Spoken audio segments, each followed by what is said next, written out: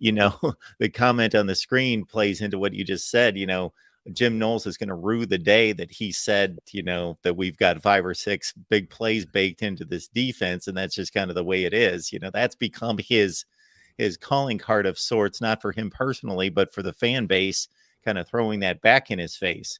Yeah, he also did a press conference last Tuesday, a week ago yesterday, and it was pretty cordial, I think, for about the first 10 or 15 minutes. And then Bill Rabinowitz from the Columbus Dispatch brought up, the 2 losses, Michigan and whoever it was they played, Georgia, in the playoff. And Jim Knowles kind of smiled and said, I figured this was coming. You had to bring that up. We were going along so great until you brought that up. And of course, he smiled a little bit, and he knows full well that what happened wasn't acceptable. I think he's on a 3-year contract, I believe, is what we ascertained as the defensive coordinator at Ohio State. So he's got a little bit of job security, and certainly making top of class money to be a defensive coordinator and assistant coach at Ohio State.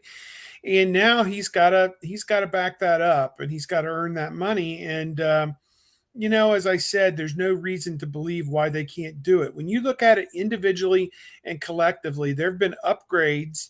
And as we saw from the year 2021 to 2022, guys get older, bigger, stronger, smarter, faster. They play better. And the final result was better, at least on the field. I thought overall it was better in many respects season long from the year before. They slammed the door on the 7 or 8 really, really bad offenses that they played. The Penn State game and the Maryland game, they did give up a few points. They did give up a few plays, and those were kind of the warning sign for what was to come.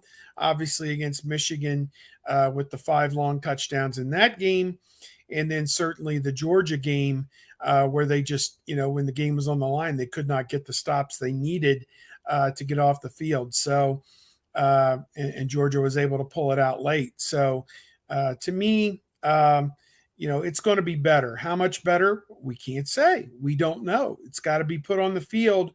And I think obviously the game at Notre Dame will be telltale. They brought in a great quarterback from Wake Forest to take over that offense. And we'll see if Ohio State's got what it takes to hold down what could be a pretty good Notre Dame offense in 2023.